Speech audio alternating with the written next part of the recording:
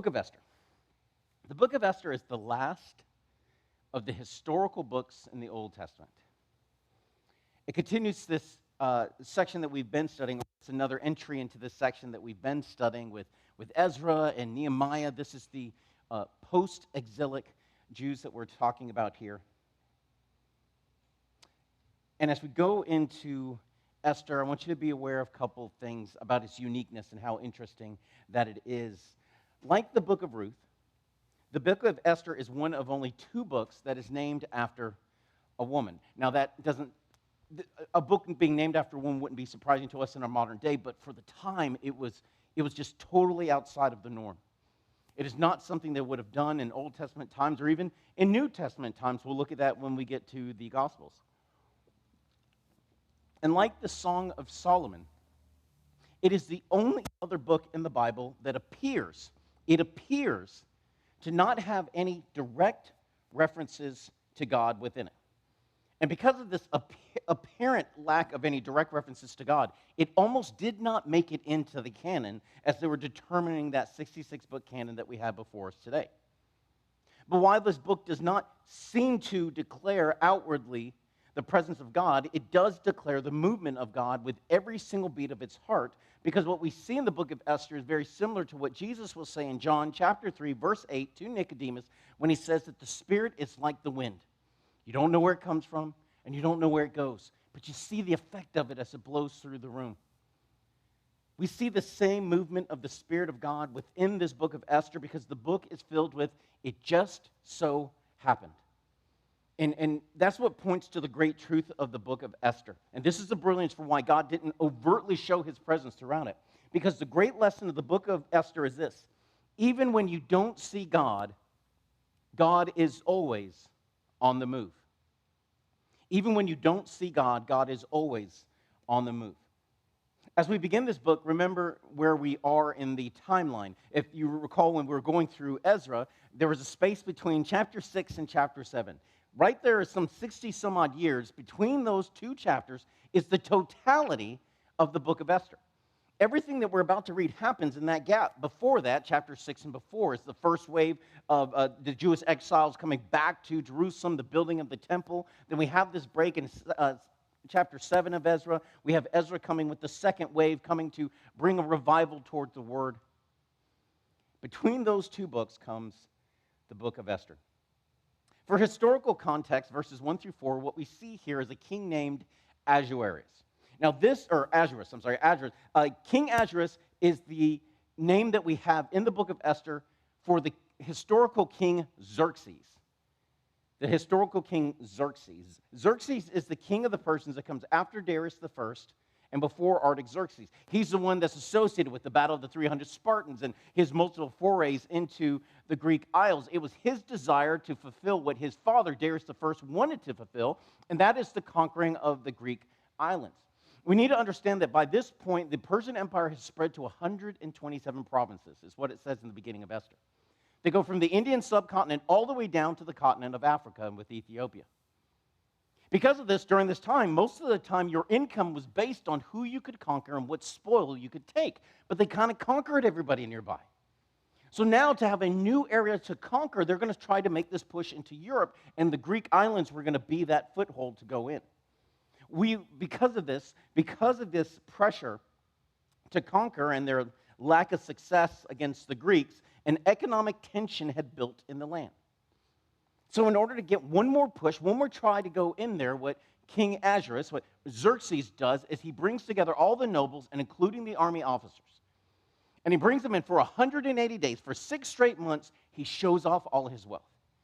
And what he's trying to do is impress them and to build their confidence, but also whet their appetite. Don't you want this? This is all over there. Let's get ready. That's why the army officers are specifically mentioned in this group. But this showboating for 180 days is what's going to trap Ahasuerus later on when Queen Vashti claps back at him in verse 12. In verse 5, at the end of this display of wealth and riches, Ahasuerus will hold a 7-day feast for the men, while Queen Vashti holds a simultaneous feast for the women. So that becomes the dynamic. There's this sense of modesty between the men and the women. The men are having a feast over here, and the women are having a feast over there. That way they can relax and be a part of what they're doing on these opposite sides. And for 7 days, they're enjoying this feast. But on the seventh day, we're told when Ahasuerus was merry with wine, in other words, when he was very drunk and he had a minimum of inhibition controls, he commands his eunuchs. So we're going to see these eunuchs a lot. They are the servants assigned to the king, but they can also interact with the queen. That's why they're eunuchs, so there wouldn't be any sexual temptation or threats with the harem. But he commands his eunuchs to go into the female portion of the feast to take Queen Vashti and have her appear before him so he could, and here's the important part, display her beauty. Now, there is no indication in these words that he is asking her to do anything scandalous or untoward. But what he did was he treated his queen like a possession to be displayed before the nobles, the same thing he has done for 180 days. He has shown off how powerful he was, how wealthy he was. And here was one more thing in his head that he could show off. There's no way that we could look at this where Ahasuerus is correct and Vashti is wrong, but what we need to see is this is what starts the ball rolling. Because what God will do is he will turn this sin in wanting to parade her, his decision to put her away when she refuses, and then the regret he will have for this action in chapter 2, God will turn all of this to his purpose in order to allow Esther to step into this place in the kingdom.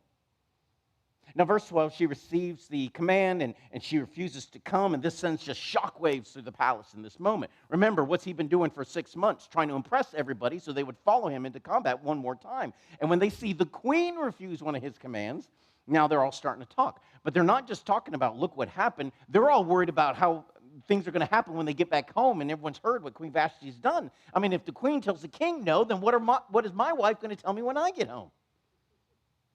So they go to him and they kind of pull him aside and they go, let's talk this out because word's going to spread. So what we'd like you to do is take her out of her royal position, even though she is likely pregnant with Artaxerxes at this point, the Artaxerxes from the book of Nehemiah. But let's kick her out of her spot, and let's find somebody else to take her place. And when you write this letter to let everybody know what you're doing with Queen Vashti, also make sure that you mention that each man needs to be honored in his home by their wives. Now, this advice was pleasing to the king, right? So he sent out the letter to 127 provinces of the empire that a man should be the master in his own house. Now, we don't have time to break all this apart, but there is so much that this moment is just pregnant with all these meanings, all these ideas. But I want you to understand this, how puffed up he is of himself, how he just is so callous about other people, and it's not until later on that he realizes what he lost that he starts to get just a little bit spoiled and start to miss Vashti a little bit. But these ideas that are going on in his heart right now, you're going to see the opposite in his heart when he gets to Esther. It's almost like he has this bad experience with treating his queen like a possession, and when he gets to Esther, he is so protective over her. He almost goes overboard in making sure that she's safe. In chapter 2, we see at the beginning, his anger's cooled down. It seems he starts to miss Vashti, right? He remembers her, but he also remembers what she did, and he remembers his decree. Now, this is a hint of what we're going to see later on. We will see it big time in the book of Daniel. Remember in Daniel, there's this moment where the satraps go up to Darius the Mede, and they don't like Daniel, so they go, hey, write this order that for 30 days no one can pray to anybody except for you, and you do it according to the law of the Medes and the Persians, which once it is written, it cannot be undone. This is why in Daniel we're going to have that moment with the statue where the head is gold and the arms and chest are silver and whatnot. And as you go down, the metals get stronger but less valuable because each time the leaders have a little bit less leeway and ability to do what they want. Nebuchadnezzar's gold, right? He can do whatever he wants. But the next one's the Medes and the Persians. It's silver. Silver's a little bit stronger. It's better used for utensils and whatnot, but it's a less valuable one because once the leader makes a rule, makes a law, and he can make any rule that he wants to, but once it's in print, it can never be undone. It cannot be revoked. And so now he's remembering that he sent out this decree that she was going to be kicked out of her position, and now what am I going to do? And the people who are around him see him starting to be upset. They go, hey, cheer up, king, let's have a contest. Send letters throughout all the provinces again and collect every beautiful virgin in 127 provinces and bring them all down, and then you get to pick which one is your favorite, and she'll be the next queen. The king loves this idea. He decides to go forward with the plan. Then in verse 5, we're introduced to Mordecai. Now, we're told that Mordecai is from the tribe of Benjamin. Mordecai is a very, very interesting figure because his name is not a Hebrew name. It's a Babylonian name. It's actually after one of the Babylonian gods. And nowhere in the text do we have a place where Mordecai is given a Hebrew name. We'll see it with Esther. We'll see that her true name is not Esther. Esther is the Persian name that she's going to be given. But Mordecai has this Babylonian name. He's a picture of the Jews inside Babylonian captivity, having to live this life and learning to conform to the culture and understand it. But at the same time, it goes, and make no mistake about it, he is Jew through and through.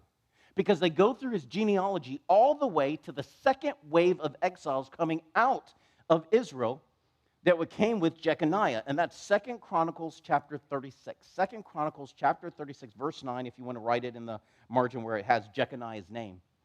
And it shows that his family came out of Israel at that time. Now, we are introduced then to Hadassah. Hadassah is Mordecai's cousin. He will become a father figure to her, but she's technically his cousin. Hadassah is her Hebrew name. Esther is her Persian name. And Esther means star in Persian, and then Hadassah means myrtle, like the myrtle tree in Hebrew. But we're told she was beautiful, and this made her subject to the search for a king. And because Esther's parents had passed away, verse 7, Mordecai, her cousin, took her in and became a father-type figure to her. Now, in verse 8, we see that Esther's collected in the search, and she's placed into the care of the guardian of the king's harem. So what's going to happen is that all these beautiful virgins from all over the kingdom are going to come, and they're going to be placed into initial harem. Nobody has contact with them, and for 12 months, they're going to go through beauty treatments. They're going to learn how to act in the palace. They're going to be prepped up, and then when it is their turn, they will have one night to impress the king.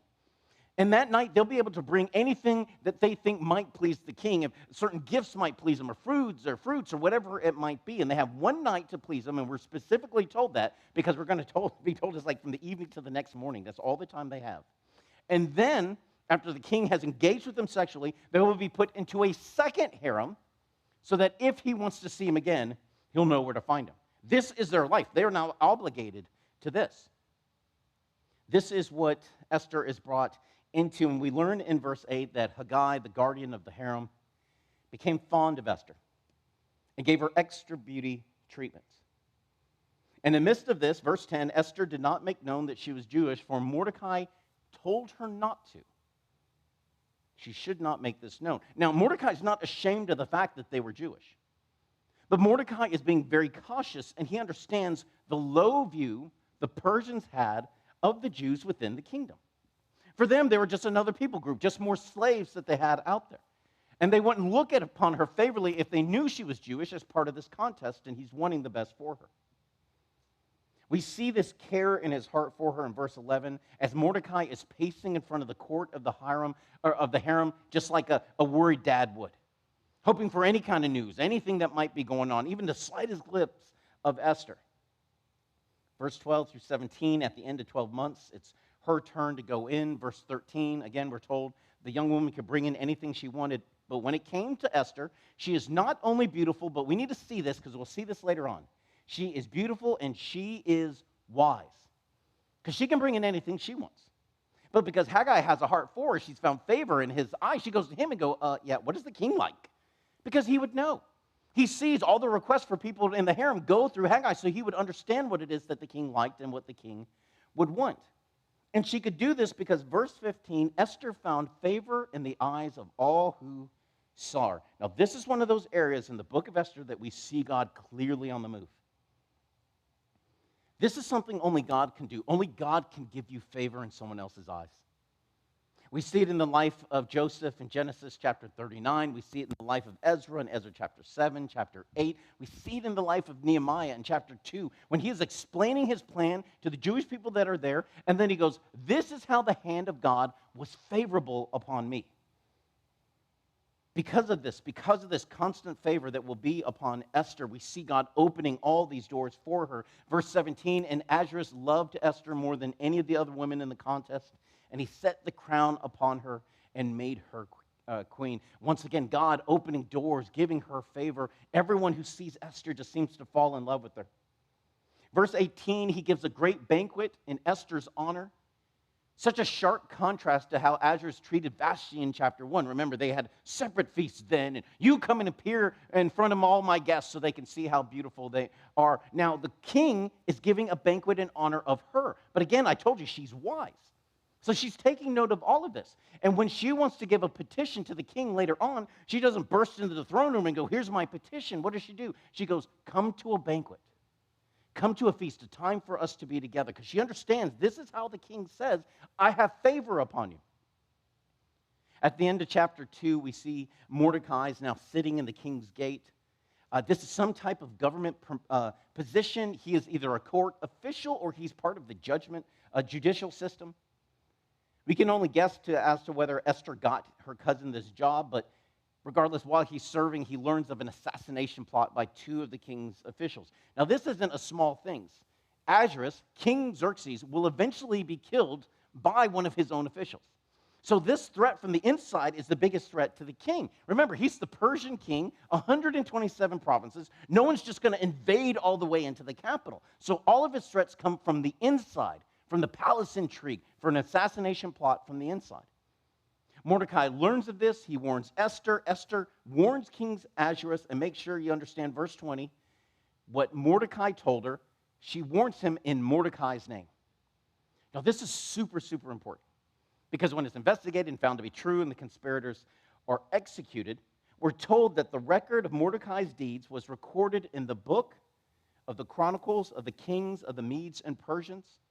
That book mentioned in verse 23 is what's going to be read to Ahasuerus in chapter 6. Now, here's the big thing. Esther didn't do any of this for her own. She didn't say, look what I found out. She said, look what Mordecai found out. And she doesn't give indications of their relationship. This is not nepotism in any form, but she wants to make sure that the credit goes to Mordecai. And this is so important because what we will find out later on is Mordecai is not at all rewarded for this, but his name is written down, and it's associated with this deed. In chapter 3, we see the rise of the great enemy of the Jews in this book, Haman the Agagite. Now, this is a bit of speculation on our part, but in 1 Samuel chapter 15, we see King Agag of the Amalekites. These are the people that King Saul is charged with killing everyone there because they are the people who tried to wipe out the Israelites when they came into the land. But King Saul did not. He let the king go. He kind of kept him off to the side, and the indication seems to be that he continued to allow his children to go out, and eventually Samuel shows up, and he strikes down the king, but he doesn't strike down the rest of the family. And from that line comes Haman. Now, again, this is some speculation on my part. It's not written down in the Bible for us, but the Jews in their history, particularly Josephus, all believe this to be accurate, that Haman is a descendant from King Agag, who King Saul spared. We see this beginning of this threat here, though, with Haman. King Ahasuerus elevates Haman to be over all the princes of the empire. This means he's number 2 in command. Eventually, Mordecai is going to take this position. But what he does is he takes this man and places him over everyone, and then he commands this. Whenever Haman starts showing up, I want you to bow down, and I want you to act afraid and make sure you show him deference when he approaches. But that kind of treatment's just a little too close to worship for Mordecai. Remember, again, he represents the Jewish people in Babylonian captivity who had been kicked out of the promised land for worshiping false idols and failure to observe the Sabbath. Because of this, they are fiercely monotheistic. They are not going to worship anything, not even do anything close to worship. So when he approaches, he refuses to bow down. And when they ask him why he doesn't obey the king's command, because it's the king's command that he does this, he goes, I can't because I am a Jew. That's the reason why he won't do it. Now, that explanation is important because, again, it shows he's not hiding who he is. He's not ashamed of who he is. He understands the history of Israel, that they were in exile because of their failure to worship the Lord. But Haman doesn't care about their religious history. All he detects is a lack of obeisance by one man And his desire is to not only punish him, not only kill him, but to kill all the people of Mordecai as well. Verse 6. Now, verse 6 is important because what it reveals to us is the demonic nature behind what Haman wants to do, because his desire for retribution is so far out of context for the perceived insult. There's no proportion to it. He doesn't go, I want Mordecai beaten, I want him fired, or even I want just him killed. He goes, I want to kill everyone like him, on the off chance that any of them won't bow the knee to me too. In verse 7, we're told that this is happening around the first month of the Jewish calendar. So what Haman does is he goes off with this desire to kill all of the Jewish people, and he starts casting lots, so some kind of dice or bones or sticks or whatever it is, and he starts going through the months to see which one should I go and I enact my plan to kill all the Jewish people. Now again, this is the first month that this is happening, and he will continue to cast lots until he gets all the way to the 12th month, and the lot falls on the 12th month, and then he'll keep casting lots for the day until it gets to the 13th day. Now we're in the first month right here. We need to understand a couple of things. One, the Hebrew word for lot is the word pur, P-U-R, and that's where the feast that's going to come out of this, Purim, gets its name from. But the other thing is this. This is the first month. It's going to be the 12th month when the attack happens. God gives the Jewish people as much time as he possibly can, as far away on the calendar as he possibly can, to give them time to get ready. Again, just because you don't see God on the surface doesn't mean he's not moving. And in each of these steps, it just so happens that the lot falls on the date furthest away from this moment. Now that he's got a date in mind, verse 8 and 9, Haman goes to the king. And he's never going to mention the Jewish people by name, but he goes, King, you got this people and this problem. They don't listen to your rules, and it doesn't benefit you at all if for you to let them remain. So my thought is that, you know what, we should just wipe all these people out. And I will even pay for the cost of the executioners to go and make this happen. Now, starting in verse 10, we see the callousness and the thoughtlessness that King Xerxes is known for in history. He is known as a very cruel man. And what we have here is historical accuracy displayed in the text. We know the world shows him as a cruel man, and we see how callous he is here. He doesn't even ask who the people group are. He says, you know what, the silver's yours, meaning I don't want your money, I'll pay for it, and the people are yours. Doesn't even ask who the people are. I'll pay for it, let's just wipe them out, and you do with them whatever you want. Such indifference is stunning to us. But King Haman jumps with it. Verse 12, he summons the king's scribes, and using the king's authority, he sends out letters to verse 13. Make sure you see these three words, however they're translated in your text. Destroy, kill, and annihilate. We're going to see that phrase multiple times within the book of Esther. Destroy, kill, and annihilate. And that's part one. And then part two, and seize their possessions as spoil. Now, notice that two-part command. We will keep seeing this, but I want you to understand it in the context of Genesis chapter 12. Genesis chapter 12. This is when God comes to Abraham and he says, I will bless those who bless you. I will curse those who curse you. We will see the totality of this curse that Haman's going to try to do on the Israelite people come directly upon Haman. Now, it won't come upon all the enemies of Israel, just upon Haman, because he's the originator of this order. We will also see later on this blessing come upon Mordecai because his desire was to be a blessing to the Jewish people. The enemies of Israel will curse the people of God. God will bring this curse back upon them. It's yet another example of God working even when we don't see him. In verse 15, the letter goes out and we see the effect on not just the Jewish people. We won't even see the Jewish people until the next chapter, just on the Gentiles. They get this letter and they're like, what's going on? We're told the city was in confusion. This is how mean the order is. How completely out of context. This doesn't make any sense for what's going on. The Gentiles were in confusion, but in chapter 4, we see the pain that this edict causes to the Jewish people. And the reaction of the Jewish people is seen through the lens of Mordecai in verse 1 and 2. Again, he's a type. He's a picture of the Jewish people in captivity. He reads the order. We're going to find out later on he knows that this is what Haman's done.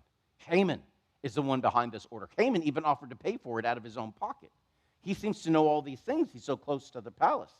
He reads the order and he rips his clothes. He shaves his puts ashes on his head. He goes through the streets wailing loudly and bitterly. He goes all the way to the king's gate, but he stops there because no one's allowed past the king's gate like this. So what it shows us that he does listen to the king's rules. He's not a terrible citizen. He's not a terrible subject. He's bound by a law higher than the king's. But the things that he's been accused of were all wrong. When Esther hears of Mordecai's condition, she sends clothes to Mordecai, kind of like, come on, buddy, get yourself together. You're kind of embarrassing me here. And he refuses. So she sends a eunuch who's assigned to her to serve her, and she sends him to go to Mordecai and find out what's going on. Mordecai advises the eunuch of the edict and asks Esther to go to the king and to plead, and this is important, on behalf of her people. Now, a couple things to note. Mordecai knows that Haman is the one behind this order. We can only guess at the feelings of guilt that he may have had, the struggle in his heart. If I just bent the knee, if I just kind of trembled before this guy. Now, none of that will change his heart. Later on, Haman's going to get double mad because even now you're still not trembling before me, and we'll see this in a bit. But the second thing to understand is, remember, at the prompting of Mordecai, Esther concealed that she was a Jew. Now, Mordecai is prompting her to not only reveal who she is, but he's revealed this to the servant, because the servant's going back and forth with these messages. Mordecai's not allowed to have direct contact with the queen. She's kept inside of a harem to keep her safe and to keep her pure just for the king's use alone, if you will. So this eunuch's having to go back and forth. But who does the eunuch really work for? He's the king's eunuch. He doesn't work just for her. That means whatever he hears, he's going to report back to the king. And now Esther could not hide the fact that she's Jewish, even if she wanted to, because Mordecai said, here's the order, here's what's going on, and go ask for the lives of your people. We see Esther's response in verse 10. She informs Mordecai, this may seem like a small thing to you, but everybody in the palace knows there is only one standing order when it comes to the king's throne room. If he didn't call you, and you just show up, and he's not happy to see you, then off with your head. And that's it. She is putting her life in her hands to even go to the room and be seen at the doorway. And she's like, he hasn't called me for 30 days. I don't know if he likes me anymore. I don't know if he's moved on to somebody else. Do you understand what it is that you're asking of me? The message goes to Mordecai. Mordecai responds back in verse 13. He responds briskly, but he doesn't do so to be mean. He's trying to get to the point. Remember, this is going through a messenger back and forth, and he's trying to convey through this messenger just how dire the situation is. And he urges her to understand that you're not safe just because you're in the palace. Because everyone's going to know that you're Jewish. You can't hide this. This attack is going to come for you as well. And if you decide to do nothing, verse 14, it is a verse to have starred and arrowed and circled. If you don't do anything, then deliverance will still come from another way, but maybe you are placed here for such a time as this. Everything about that verse screams out Mordecai's understanding of who their God is. Because he knows the promises have been made. I'm going to bring you back to my land. I still have to send the Messiah. I'm going to do all these wonderful things to you. So he knows somehow, some way, deliverance is coming. And perhaps that deliverance is going to come through Esther. In verse 15, we see the incredible and unbelievable courage of Esther. This is one of those things, it's just hard for us to understand as we read through verses so rapidly together, but Esther is risking everything here for Mordecai and her people. She is completely putting her life out on a limb. All the other Jewish people are going to have something like 9 months. Esther's going to put her life at risk now. She responds back to Mordecai and says, this is what I want you to do then. Go and grab all the Jewish people you can and ask them to fast. You fast for 3 days, and I'm going to do the same. And know that on the third day, I'm going to go into the king. And if I die, I die. Now, in verse 16, Esther is not being fatalistic. She's not being dismissive. What she's doing is trusting the Lord with what happens next. And this heart of Esther is very similar to the heart of 3 Jewish boys in Daniel chapter 3 when they were told, when I blow this horn, you better bow down to this idol. Remember, those 3 boys come up before Nebuchadnezzar, and he's kind of mad, but he's trying to keep it down. And he goes, all right, guys, I don't know what's going on, but we're going to try again, and you do it. If not, I'm going to throw you in the furnace. And they go, King, we don't even need a second to think about this. Our God is more than capable of saving us. But even if he doesn't, understand this: we will not bow down to you or to your idol. It is that same kind of courage that is in the heart of Esther. And Mordecai goes and he does just as Esther had commanded him. Chapter 5, we see the third day. So for a couple of days they've been fasting, and while the Jewish people are still fasting on the third day, Esther goes in to see the king. The favor of God continues. The king extends toward her direction the golden scepter when he sees her. It's the indication of his favor for her and demonstrates his pleasure in seeing her. So now she gets to come forward. But he also understands, I didn't call Esther. So she doesn't show up for just no reason. Something's going on. There's got to be something wrong that she would risk her life just to come into the throne room to see me. So she gets close and he goes, what do you need? What is your request? And then here's the indication of how fond he is of her. Even up to half the kingdom I will give you if you ask. Now, we see these kind of promises made in the Old Testament. I don't know if any of the kings actually did it, but it's an indication of how fond he is of her, how contrary this is to Vashti. He didn't treat Vashti like this, with this kind of grace, with this kind of pleasure at her. But his heart has been so turned toward Esther that this is what he offers her. But Esther is too wise to just spring the request on him because he's prone to just change his mind all of a sudden. So what she does is goes, this is my request, that you come to a banquet that I have prepared. And I want you to bring Haman because the banquet is actually for him. Again, there are so many nuances within that. But she is setting the stage up for it. Verse 7 shows this shrewdness that she has. She understands all that is at stake, and for some reason, she just does not feel permission to ask for the lives of her people just yet. So the king hears this request, and he goes, go and get Haman right now. Let's go immediately to go and do this feast. And they go in there, and they're enjoying the feast together, and the king goes, all right, well, I'm here. What's your request? She goes, this is my request, that you come back to a meal tomorrow too. Now, this is a little bit risky, because maybe the king's like, you know what, I'm busy. You can't just keep getting me out of these meals. But again, such is the favor that God has put in his heart for her, that he's very patient through all this. And she goes, come back tomorrow for another feast, you and Haman, and I will give my petition to you then.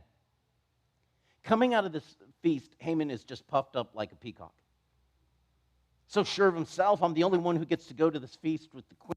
But then he sees Mordecai. He's leaving the palace to go home, just all kinds of happy. And then he sees Mordecai, and then we're told, and Mordecai did not stand up or tremble before him, and Mordecai just loses it.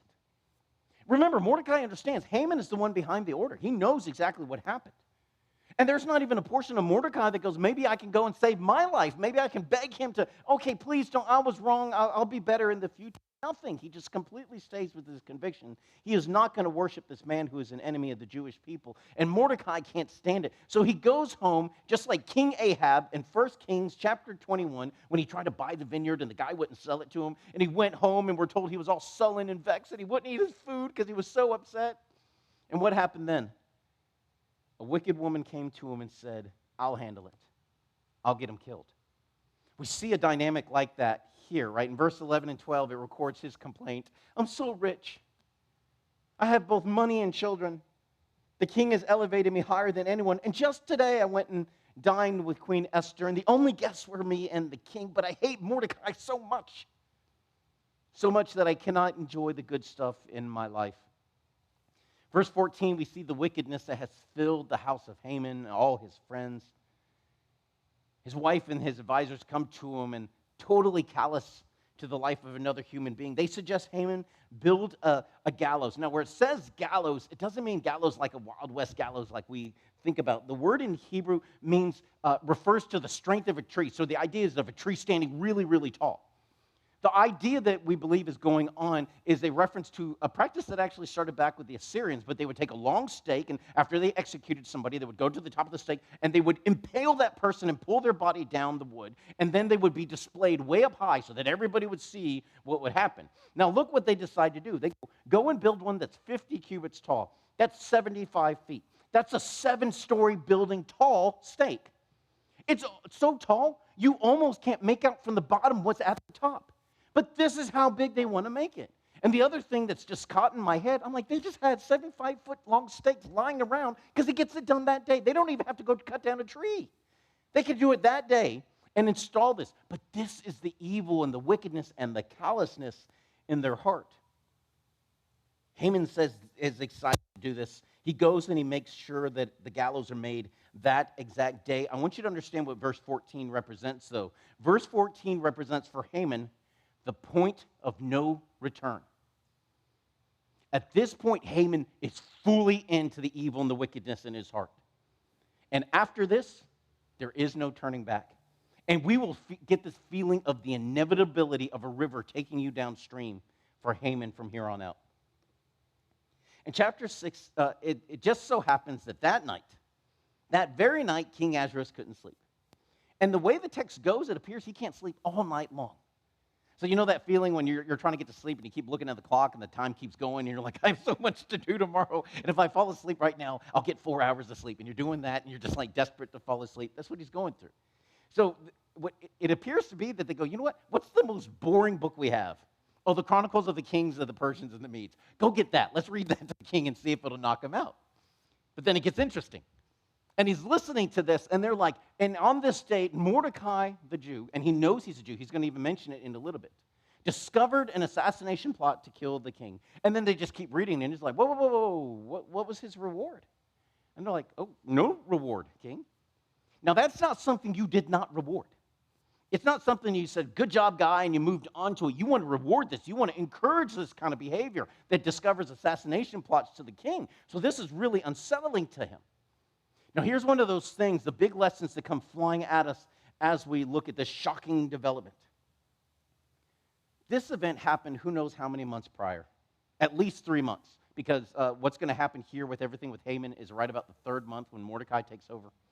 So about 3 months have happened between these 2 points. In our heads, reward should follow good deed immediately. We do something good, we want to be blessed right away. God, you saw this, you saw what I did, I need my blessing today. But the timing of God is always perfect. Again, it just so happened. And it just so happened that the king didn't realize that the guy who saved him wasn't rewarded until this exact night. Now, he hasn't been able to sleep all night long because in a minute we're going to see Haman showing up to work and he's going to be the one to pick up the reward for Mordecai, which means the king is very grumpy and he's very cranky. But what's the one good bright spot of his day from that morning? I was saved by Mordecai the Jew. That is the bright spot. It's the only good part of the day. It's the only thing that's made him smile. And that's going to be so important because when he goes into what he's going to find out later on, he's going to find out that it's the people of Esther, the Jewish people, and the family of Esther, Mordecai, and this guy tried to kill the guy who saved my life. This is why the plans of the Lord and his timing are always best. And while sometimes waiting years and years, decades and decades before we see the fruit that the Lord has promised us, we still need to trust. As things start to unfold, he asks, all right, who's out in the courtyard? I need to come up with a plan to reward this guy. And, of course, it just so happens that Haman's out in the courtyard. And I love this. God has such a sense of humor. He calls in Haman. He goes, Haman, if you were the king and you wanted to bless somebody and you wanted to show your favor upon them, what would you do? And Haman's thinking to himself, well, it's got to be me. This is what I do, king, because this is what he really wants. I would put a robe that you've worn, I'd put it on him. Put a crown on his head, let him ride a horse that you have ridden, and take him through the city and say, this is what happened for the guy that the king wants to show favor upon. And he's so excited because he can already see himself in this. And he goes, great, I love that idea. Mordecai the Jew is at the king's gate. I want you to go do all these things for him. And I'm just cracking up on the inside because you know that this has to be the worst feeling for him, but you don't refuse the king. So he goes out there and he does this for Mordecai, and he's the one who has to yell out that this is what happens for the guy that the king wants to honor. And in my head, I wonder if Mordecai's just sitting on that horse going, you know what, I really need to write a thank you note to Mordecai. This is such a nice day for me. Well, he tears Mordecai up. So what we're told is that he takes his hood and he puts it over his head because he's crying, and he runs home and he's all upset. When he gets there, he tells his wife about what he's had to do, and his wife, ever the empathetic soul, says what to him? If Mordecai is Jewish, and before him you have begun to fall, then you will definitely not win your battle with him. Now here's the callousness of evil, the selfishness of it. She didn't care about Mordecai. She doesn't care about Haman either, because all evil ever cares about is itself. So all the people who gave him this great advice about going and doing these things, they're the ones who led him into the trap that is about to swallow him whole. We are told, as he's being given this terrible news, verse 14, the king's eunuchs, his royal servants, arrive, and they do what? They hastily brought Haman to the banquet. There is this feeling of him just being swept away now. He doesn't get to control his own movements. He doesn't know he's going to his execution. All the events are already preordained for him, and they're pulling him along. And remember what it is that Haman asked for way back then: for the king's servants to execute the Jewish people, and I'll pay for it. Who comes to take him to his eventual execution? The king's servants. Because those who curse you, I will curse. And the curse is falling back upon Haman's head. In chapter 7, as it begins, we see the king and Haman now at the feast. King again asks her, all right, what's your petition? Now she springs it. She asks for the lives of her people. And note the brilliance, again, of how she does it. Her approach is something to behold. She goes, you know what, king, if we were only being sold into slavery, I wouldn't have bothered you with it. Because our being in slavery isn't worth the inconvenience of you even hearing about our complaint. But my people are all set to be executed. They are to be sold, to be destroyed, killed, and annihilated. The king is furious that someone would dare raise a hand against his king, her people. And he demands to know who would dare do such a thing. And at last she springs the trap upon Haman. Because remember, this was all for him. That's what she said.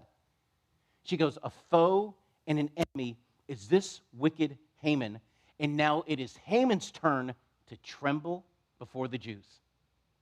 I will bless those who bless you. I will curse those who curse you. And now this is all coming upon Haman. He has to be just white as a ghost. The king is furious. He just walks out of the room. He probably needed a chance just to calm down, to try to process what it is that he's heard. We're told that Haman starts begging for his life. But as the king comes back into it, as Haman is begging, he has fallen bodily across the queen while she is on her couch. So she has the weight of Haman upon her. And he comes into the room and he goes, he would even dare do this when I'm in the house? He would do this in my presence? And in that moment, his servants go and they siege Haman and they put a hood over his head.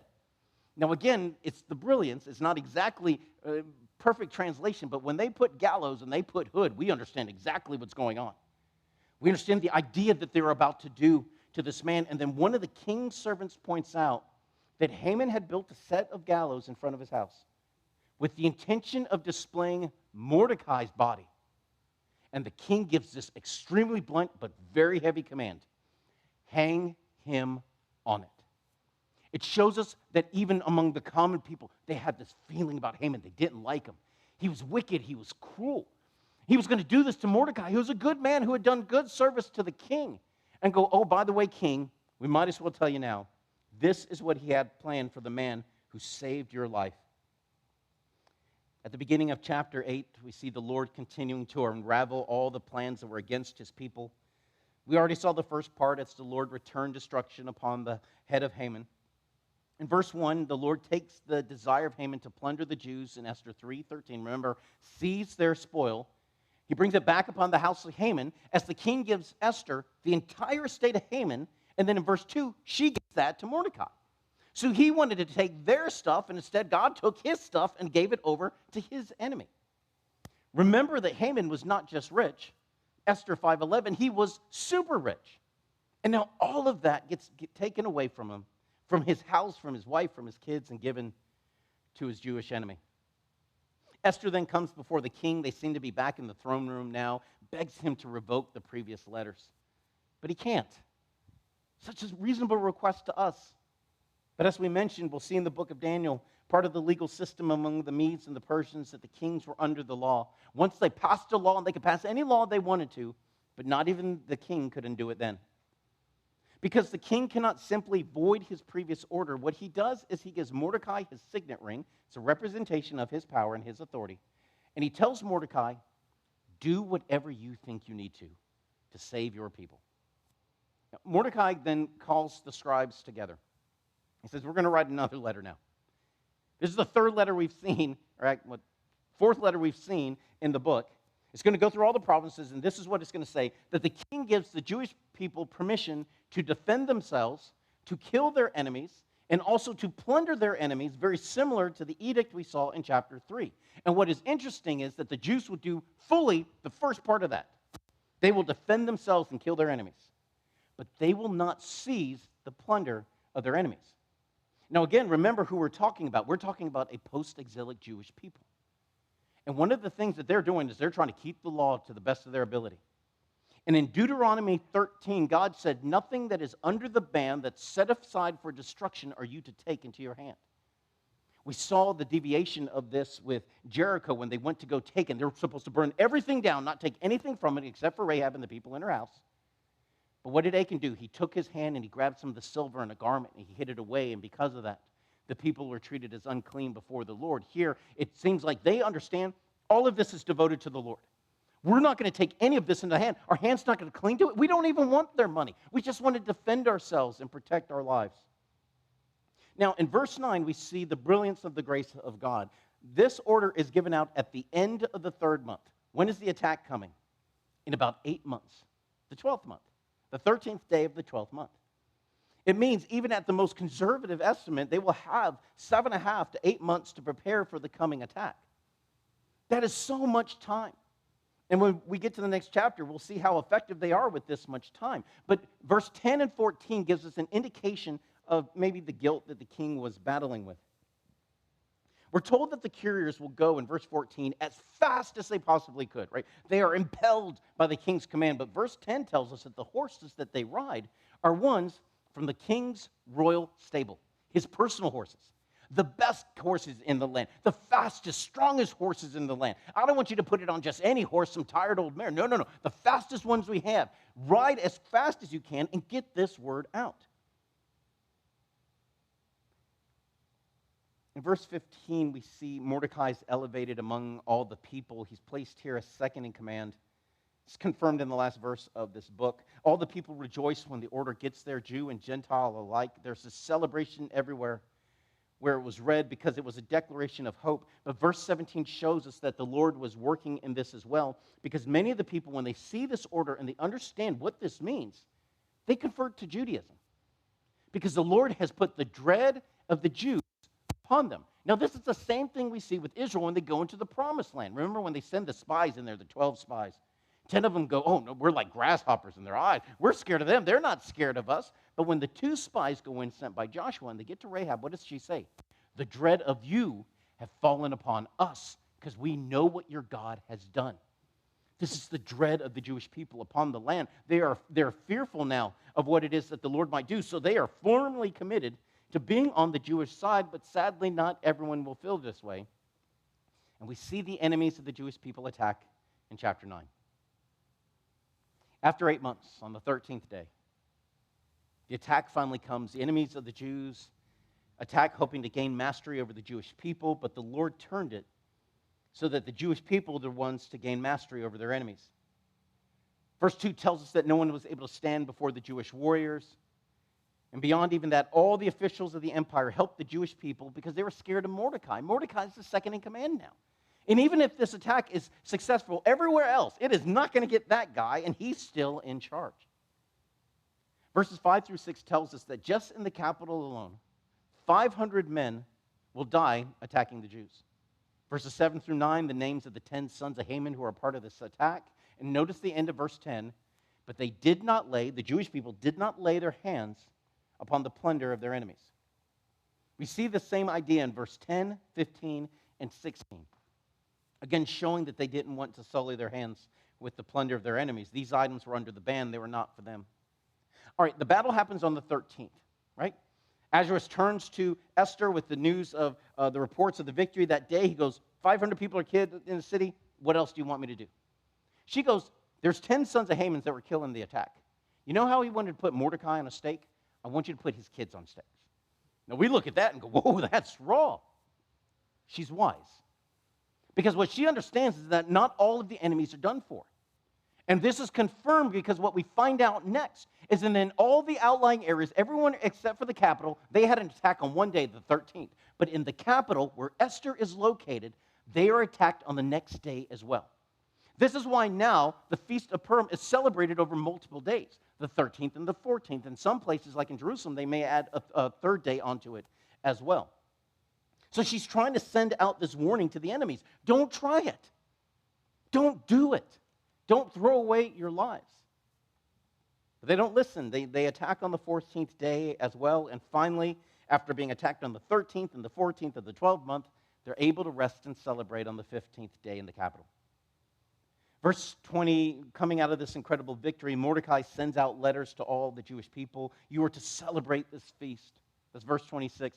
Every year, Purim, every year on the 13th and the 14th day of the 12th month. Now, when you see this feast being celebrated in Israel, it was this, for 2023, it was in March. Because so it's right before Passover, Resurrection Sunday, that time of the year is when that happens. But they kind of treat it almost like Halloween, where you get dressed up as your favorite character and you go to people's houses, you get candy. And what they do is they tell this story. On the first day, they tell it very solemn, very quiet. But on the next day, it's the day of celebration. So when they do it, everyone kind of jumps in, and when they say the name of Mordecai, they cheer, or they go, bless his name. But when they say Haman, they go boo or right, and they shout insults, and everyone gets into it. Why? Because it's all about the celebration and the deliverance that they had. In verse 29, now Esther lends her authority. Now she's writing a letter. It's the first one we see from her. And she lends her authority as queen to the words of Mordecai. Because it's not just Mordecai saying this, but every legal fact is established by 2 or 3 witnesses. And Mordecai and Queen Esther joined together to say that this feast is now a thing. Chapter 10. Chapter 10 is just a couple of verses. But it is the happily ever after of this wonderful book. At the end, we see what appears to be an administration decision by Mordecai to bring a sense of economic stability into the land. So he puts in this series of taxes where we no longer have to go conquer people in order to get income for the government. We see how God elevates Mordecai in the eyes of the people because it was his heart to bless the Jewish people, and God promised to Abraham, I will bless those who bless you. And this is how we know that God is, even though he's not overly mentioned in this book, his fingerprints are just on every single page. For this book is filled with just so happened. It just so happened that the king put away his bride. It just so happened that the head of the harem took a liking to Esther. It just so happened that Esther was chosen to be the new queen. It just so happened that Mordecai discovered a plot and saved the king. It just so happened that Mordecai wasn't rewarded at that time. It just so happened that Esther was Jewish. It just so happened that the king was pleased to see Esther. It just so happened that the king couldn't sleep. It just so happened that he learned that Mordecai was not rewarded the night before he just so happened to learn of the plan to exterminate the Jews. It just so happened that Haman flew upon Esther when the king returned, and it just so happened that Haman was killed on the very same gallows he just so happened to build the day before. Everywhere in this book is the same thought. Just because you don't see him, God is always on the move. Now that's a perfect place to end the study, but we're not done yet. Because now we're going to go into the first 2 chapters of Job and do it for a reason. I want you to feel that high, to enjoy the beauty coming out of the book of Esther, but I want you to ask yourself this question. If the book of Esther occurred in the space between chapter 6 and chapter 7 of Ezra, then why doesn't it go Ezra, Esther, Nehemiah? Why does it go Ezra, Nehemiah, Esther? And maybe in our mind, we're like, well, it's because she's a woman's name, so they're putting it all the way at the end, or because they barely got into the canon, and that's why it's not there, but it's not. Now, I'm not saying that the order of the books divinely inspired the way that the original manuscript is perfectly inspired, but you have to understand the brilliance of God. Because coming out of Esther is this lesson, that even when you don't see God, God is still up on the move. What is the great struggle of Job's throughout? Where is God? When he's struggling and when he's hurting and he's looking and he can't find him. And this is what we see in the book of Job. This is the struggle that he's going to have. It's no accident that the canon is established like it is. Because the 2 great questions, the 2 great struggles that Job will have throughout the book is, why do bad things happen to good people, and where is God when I cry? This perceived absence of the presence of God is throughout the book. We'll see it in the first 37 some odd chapters. Because after the first 2 chapters of this book, we don't see the Lord again until chapter 38. In the beginning of the book of Job, we are introduced to arguably the most unique person in the entire Bible after Jesus. There is nobody in the Bible quite like Job. Only Job do we have a moment, like verse 8, where God looks at Satan and says, "Have you considered my servant Job? There is no one like him on the earth." Now, I'm not saying that doesn't happen. I'm saying it's not recorded anywhere else in Scripture. Now, some kind of conversation like that likely happened just before what Jesus tells Simon Peter in Luke chapter 22 when he goes, Satan has asked to sift you like wheat. And I can only speculate in my head that what happened before that is God looking at Satan and go, "Have you considered Simon Peter?" And Satan said, "Oh, if you would just give him to me." Now, that may happen, but it's not recorded. But it is recorded for Job. And it is Job, it is this kind of individual, now listen to me carefully, please, who will be entrusted to bear a burden none of us can imagine or would ever ask for ourselves, because unbeknownst to God, or to Job, what he will be asked is to defend the honor of the Lord before all the heavenly host. Because what the Lord is going to place upon the life of Job that he doesn't even understand is this. He looks at Satan and he goes, "Job loves me because of me." And he is going to place upon Job's life the responsibility of upholding his honor and his integrity in this assertion. We see this dynamic of the angels watching us, not watching over us, watching us, learning from us in 1 Corinthians 4:9, Ephesians chapter 3, verse 10, and I'll read that one in just a second, and 1 Peter 1:12. So 1 Corinthians 4:9, Ephesians 3:10, and 1 Peter 1:12.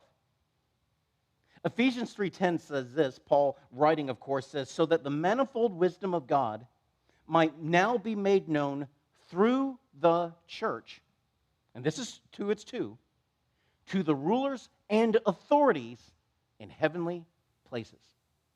What he tells us in that verse is that the angels are watching us to learn about the wisdom of God. And it is this dynamic that explains the throne room scene when we get to verse 6.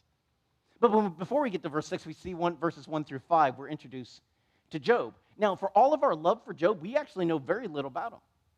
We're told he lives in the land of Uz. We don't know where that is. We are guessing it might be close to where the Chaldeans are, but maybe not.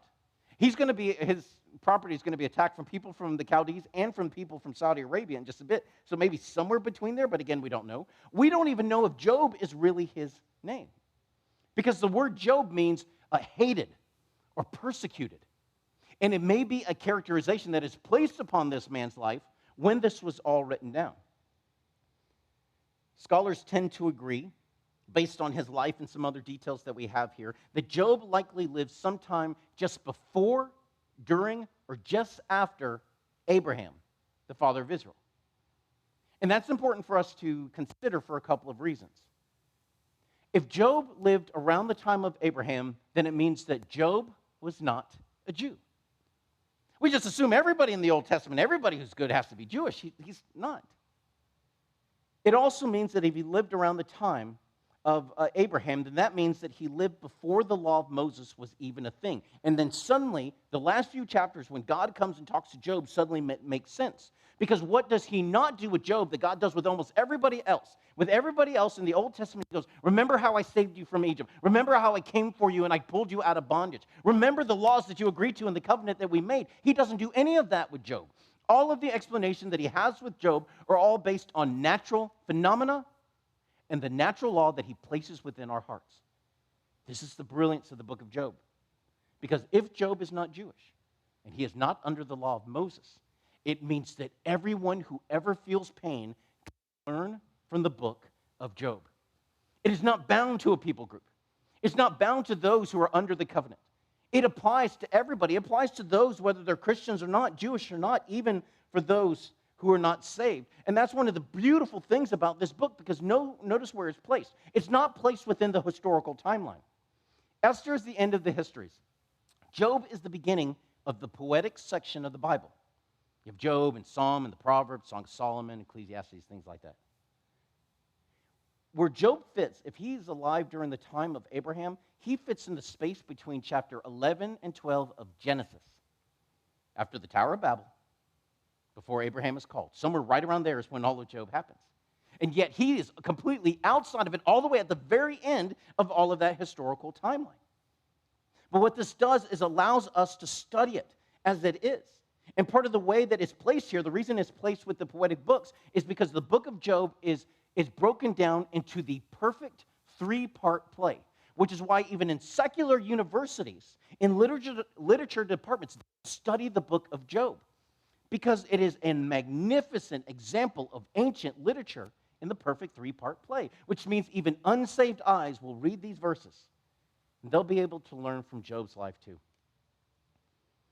We're told about Job that he's an upright man, he's without sin. Doesn't mean he's sinless. It means that his heart is just desperate for the Lord. His life is not characterized by unrepentant sin. He takes seriously the role of high priest in his house.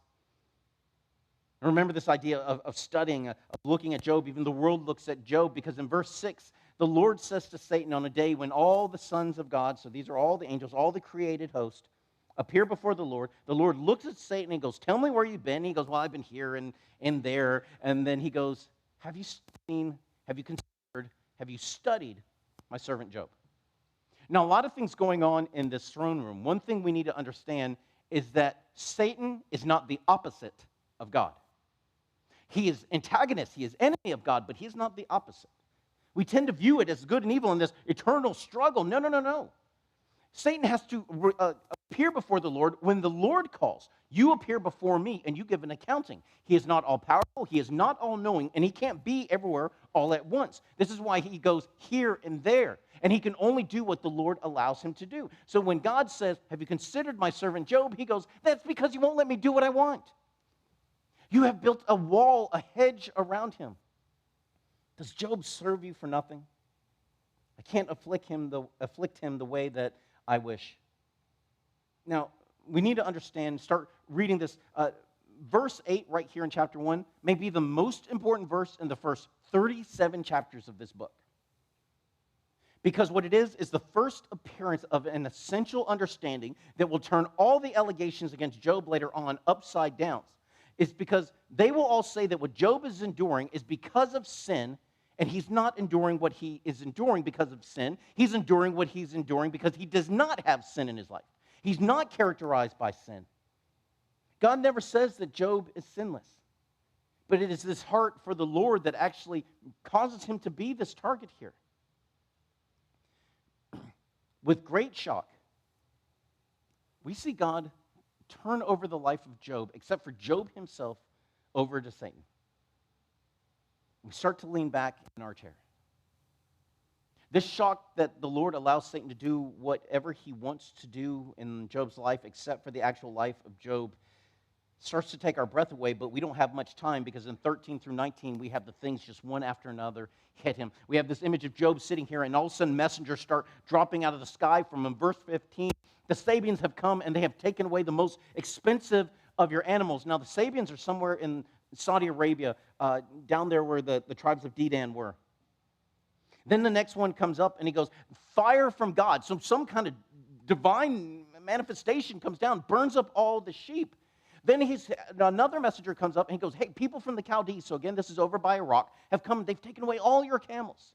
But then the fourth messenger comes, the one that drops Job to his knees, because we're told that all of Job's children were in the habit of dining together, but this is that day that they would be with one another, just enjoying each other's company. But the house they were in, a great wind came from across the wilderness, collapsed the house they were in, and all of his kids were lost. Verse 20, it is at this news that the heart of Job just crumbles. He tears his robe, he shaves his head. But then what does he do in the end of verse 20? He falls to the ground and he worships. It is this response. This is why Job could be trusted with the most heartbreaking burden that any of us could even begin to imagine.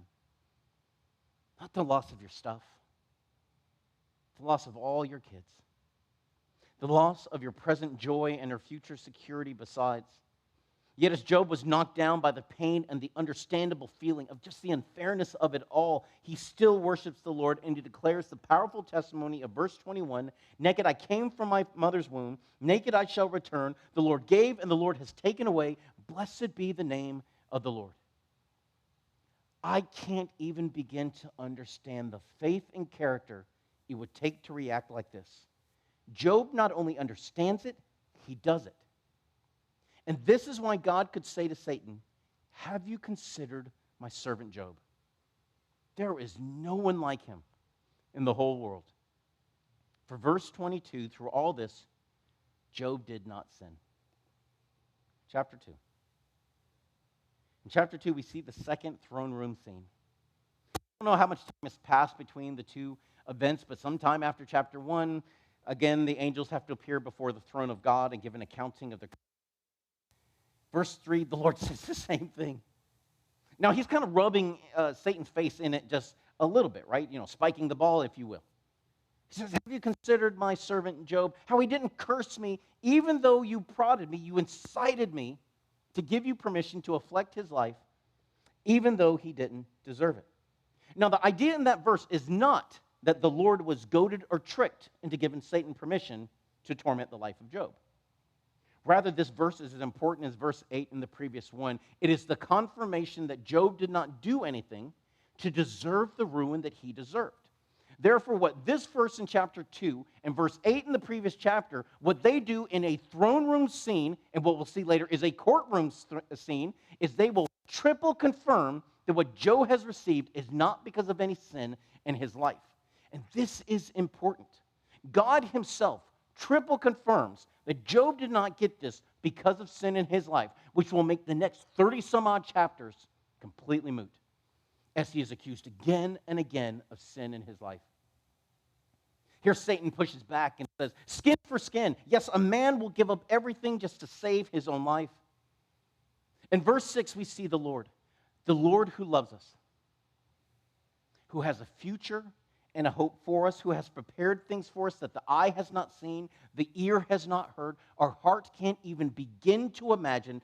That same God looks at Satan and says, do what you want, just don't take his life.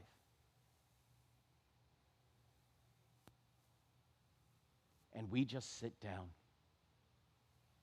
and are quiet as our brain struggles to understand. Do you know that feeling that's going through you right now?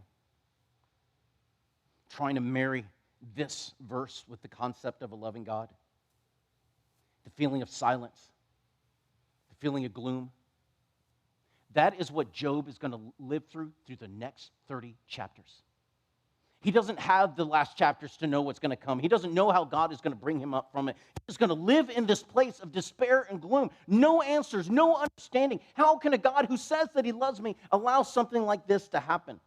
This is his existence. And this is why we have to finish with chapter 2 today.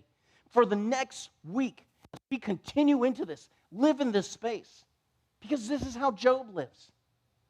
Satan wastes no time with this permission. Verse 7 and 8, we're told that he goes and he strikes Job with head to toe with painful boils. There's all kinds of theories about what kind of disease Job was struck with. We don't know, because as we go through the chapters, we'll have all kinds of potential different symptoms that will start coming out. We don't know what it is. If it's even just one, it could be all kinds of diseases that he struck Job with. Whatever it is, in verse 8, he's reduced to sitting in ashes. And the context seems to be, we're not totally sure. Here's one of the neat things about the book of Job. The form of Aramaic that it's in is so old, we don't know what some of the words mean. Some of the words in our English translations are guesses as to what it might indicate. And what this seems to be is a picture of Job being reduced to being a beggar and having to live out by the county dump. He's outside of the city where they burn the trash. And he's sitting in the ashes and coating his body with it because it's the only thing that gives any relief from the pain and the itchiness of his skin. And when the boils begin to come, he takes broken pieces of shottery. That's what a potsherd is. So he's at the dump where he's got this broken pottery around him, and he's using the sharp edges to try to scrape it off in the hope that maybe it'll heal this time. As Job is suffering, his wife comes up to him in verse 9, and she berates him. Do you still hold fast to your integrity? Now, that's the same thing that God says about Job. Job held fast to his integrity. Now she's using it as an insult against Job. Why don't you just curse God and die? Now, some scholars try to make of Job's wife a kind of saint. That really what she had planned in her heart was she was trying to get Job to just go ahead and curse God so God would strike him down and then his suffering would be done. There is no part of us looking at Job's wife that we need to condemn anything that she does, because she lost everything too. And her connection to her kids is stronger than any dad's connection can ever be. And that is just the reality of it. Doesn't matter how much as dad you love your kids, mom always loves them more. But that doesn't mean that everything she does is golden either. I don't think that she's trying to end his suffering because of care and concern for him. We'll even say it later on that it becomes grouped in at the end of verse 10. And in all these things, Job did not sin with his lips. The idea of all these things are all the things he's suffering. And what are one of the things he's suffering is the words of his wife. So he responds to her. He goes, don't talk like the people that don't know anything. People without knowledge. He's not calling her foolish. He's saying, don't talk like people who are. For all this time, we have accepted such good from the Lord. We never asked him why. And now when adversity comes, now we're going to ask questions. Now we're going to have issues with what he decides to do. I need you to remember that now, verse 10, and really understand it, because that's going to be the heart of God's response later on. Job says it here. He knows it. It's in his heart. He's just struggling to hold on to it. But the answer to his question at the end, the answer is actually found here in chapter 2. At the end of the chapter, we see the three friends of Job come to him purely with the desire to comfort their friend. We are going to rip these guys to shreds later on, but I want you to know this.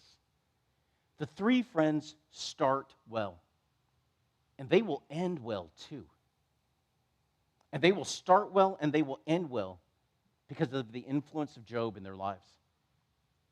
We see their affection for Job in verse 12, for when they see him, they just break down into tears.